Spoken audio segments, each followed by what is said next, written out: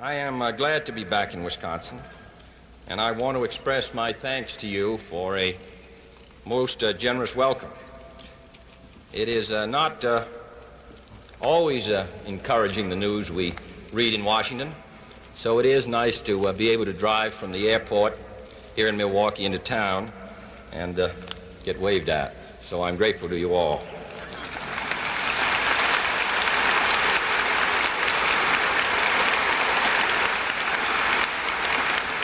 And I'm glad to be here with so many people that I know well.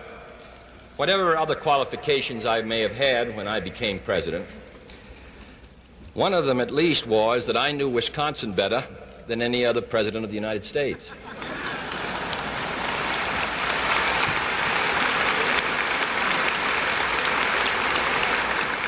That is an unchallengeable statement.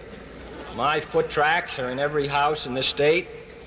And what I don't know about the state, the majority whip, our distinguished friend Senator Humphrey, he knows the rest of it.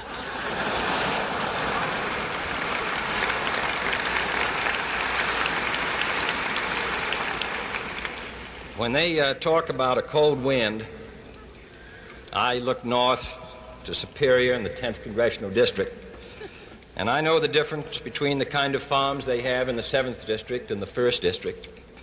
And I know what a distinguished university can be in Madison, Wisconsin. And I know all about Vince Lombardi in Green Bay long before they won the...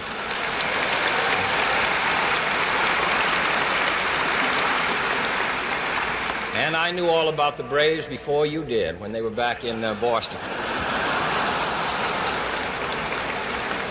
I suppose that there is no training ground for the presidency, but I don't think it's a bad idea for a president to have stood outside of Meyer's meat factory in Madison, Wisconsin, just because Senator Proxmire always did it, at 5:30 in the morning with a temperature 10 above. When I read some of those great editorials about labor, I like to think about how it is to go to work at 6 o'clock in the morning at 0 degrees. So I think it's a very valuable experience. And I want you to know that I'm glad to be back here. I know that I sometimes read in the paper that, well, the president's all right, but I don't know about his program. And why doesn't the government just leave us all alone? That argument has been made every decade in this country's history. It was made during the administration of Woodrow Wilson in the days of the New Freedom. And it was made during the days of Franklin Roosevelt and the New Deal. And it is made today.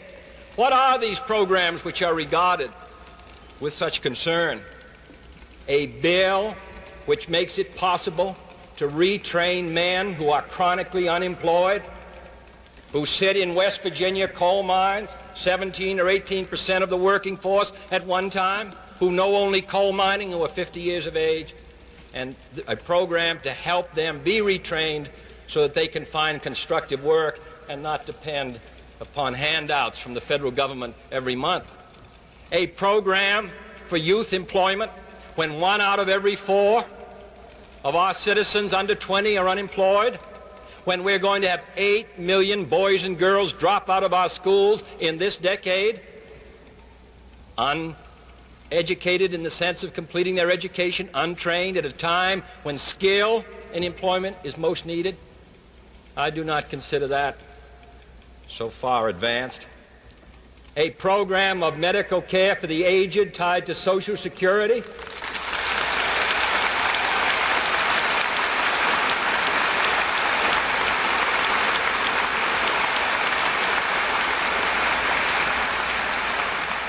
I thought the acceptance of the battle over Social Security and the thought and idea of Social Security originated in this state.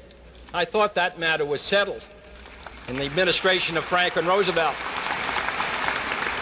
Or a program of assistance to higher education.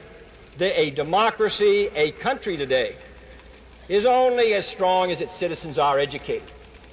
The people who find work today are those who are educated. Twice as many of the sons and daughters of the people of Wisconsin will want to go to your colleges at the end of this decade as today. We have to build in the next few years as many colleges and dormitories as we built in 130 years, in a period of 8 or 9 years. And they're all descending upon us, your sons and daughters. And they want to be educated. And I do not regard that as a particularly radical program. The countries of Western Europe have grown twice as fast as ours economically and have had full employment for a decade. We have had a recession in 58, a recession in 60. We still have not put all the people back to work who want to go. We have made progress in the last year, but we still have much to do. And everyone who owns a home, who recognizes that that home and the builder who built that home and the workmen who worked on that home, it is because, in most cases, of the guarantees which were given by earlier programs in the administration of Franklin Roosevelt. So I don't think we should be worried about progress. I think we should make up our minds that this great country of ours, 180 million people, increasing 3 million a year, going to double our population in 40 or 50 years, that we have many tasks still undone and we can do them. And in my judgment, that is what separates us in the year 1962. This is important, these congressmen and senators, because, as I've said, these issues are decided by 1 or 2 votes. This week in the House, on the Agricultural Committee, an agricultural bill was reported out 17 to 60. Medical care for the aged sits in the House committees and will be reported out or defeated by 1 or 2 votes. And the bill on youth employment is in the House Rules Committee, and it will come out or be defeated by 1 or 2 votes. So that these congressmen and senators working with us, I believe, have a most important function to fulfill. Khrushchev talks of burying us economically. And what he means is that he believes within the next 20 or 25 years, the Soviet Union will become the most productive power on earth. And when that day comes, all the people of the world will believe that his system represents the wave of the future. We cannot permit this country to stand still. And I believe it is incumbent upon all of us who participate in political activity, not as an end in itself, but as a means to an end. I believe that we should associate ourselves with the great traditions of our party. All those who see thousands of people, hundreds of thousands, who are unable to vote or can't find a home or can't find equality of education. I see this country as the most powerful, vital, vigorous country in the history of the world, carrying responsibilities all around the globe. And I see it today as a choice between being willing to accept these responsibilities, provide a better life for our people, because from this comes a better life, or I see it standing still. And we went all through these same arguments and same struggles in the 1930s. And now what all of us in the entire country take for granted were the object of the most far-reaching struggles as we struggle today. So I come here to Wisconsin to fulfill one of my responsibilities. President Truman has said a president wears 4 or 5 hats as commander-in-chief and chief executive officer, but one of them is the head of his party. And a party is important only if it serves a great national function. And I believe that our party can serve a great national function this year and in the years to come by committing ourselves to action on all these areas which so vitally affect us. This is a difficult time in the life of the United States because the United States bears such heavy burdens. I know that many of us, in fact on occasions all of us, wish for those days when the United States lived an isolated existence. But today the United States carries the major burden in so many areas, and the people of Wisconsin know this better than most. This division of this National Guard division of this state was taken from its homes on my order, on the advice of the Joint Chiefs of Staff, and have been sitting in a camp for many months. And I'm sure they wonder why.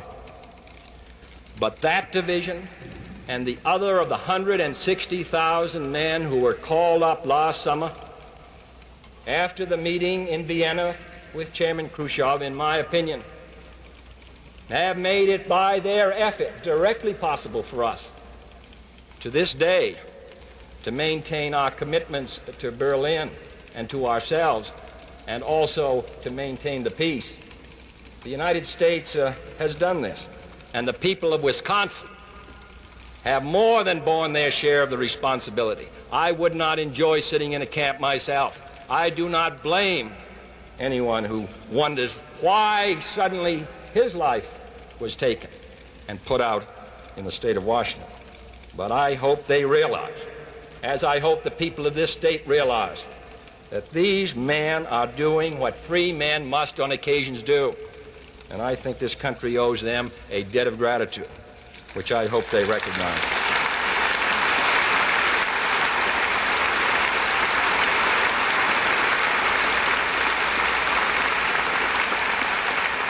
In other areas also we have tried to act. In the Alliance for Progress, in an attempt to bind together the countries of Latin America.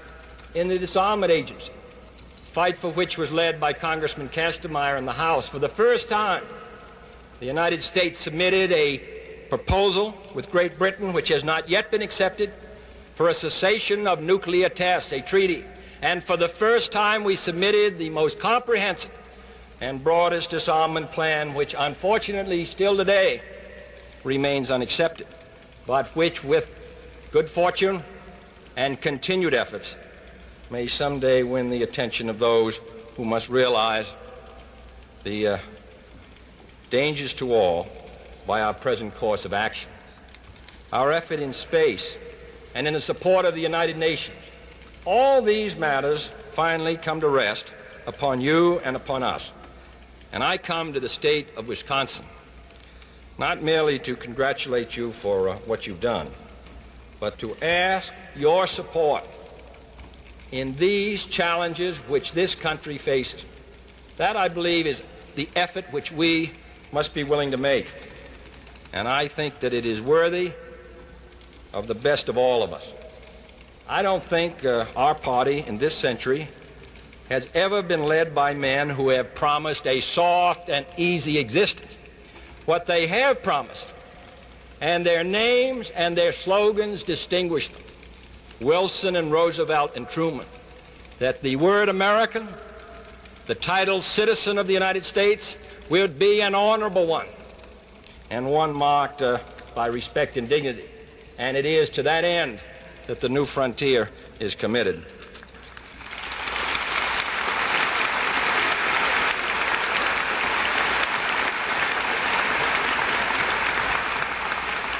When I was a candidate for the presidency, I was given this and signed it, advising us that in order to attend a steelworkers meeting in Pittsburgh, that you hereby promise to come to our town after you are president. Signed, William Hurling, President, the village of Mukwanga. Well, I can't go there, but if there's anybody there from Mukwanago.